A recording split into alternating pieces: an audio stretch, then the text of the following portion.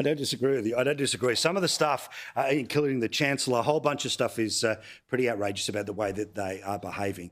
But also, I want to, for a second, pick your brain about what is going to happen tomorrow in New York, which is they're going to elect this Democratic Socialist mayor, right? This green number that exists in that poll in the United Kingdom.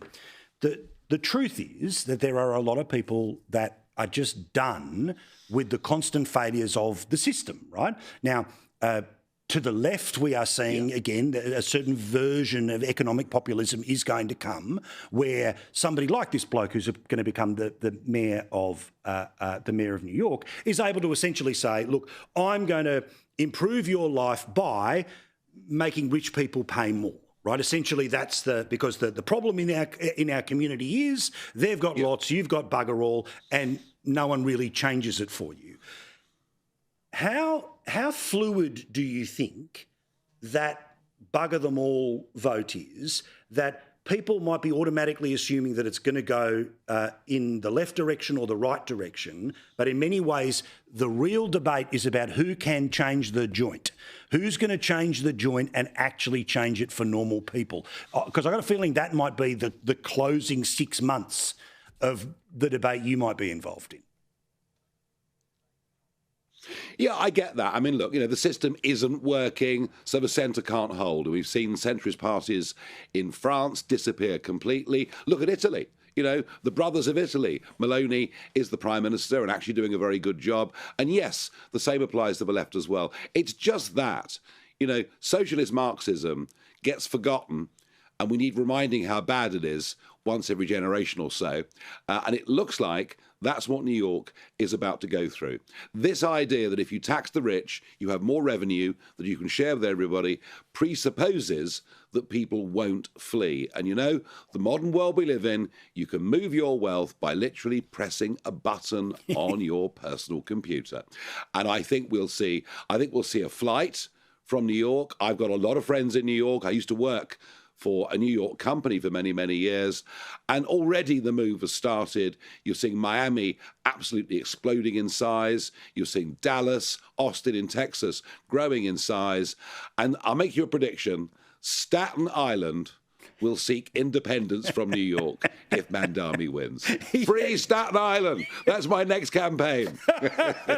Imagine going to the US Congress and talking about that there should be a separation. Right? I like it. Staten Island exit. We'll see. We'll come up with better minds than I here. Now, also, what about how school kids are being taught about your party, right? Like, again, I just find this stuff so outrageous that there's a free hand amongst parts of the education system to be able to turn it around, and while kids are learning about a system, being told that there is emotional value about the players in the system, right? This party's good, this party's bad, this one's good, this one's bad. That is not the role of an educator to put the value judgment, but they're doing it, mate, and they're doing it right to you. Yes, they are. I mean, there was this big piece in the Mail on Sunday showing that they basically put reform on the left-right spectrum alongside a swastika. I mean, quite extraordinary. Actually, very, very insightful and very, very hateful. It's telling teenage kids that these people are equivalent to the Nazis, and that, of course, in turn leads to online abuse, street violence. No, the job of an educator is to teach critical thinking.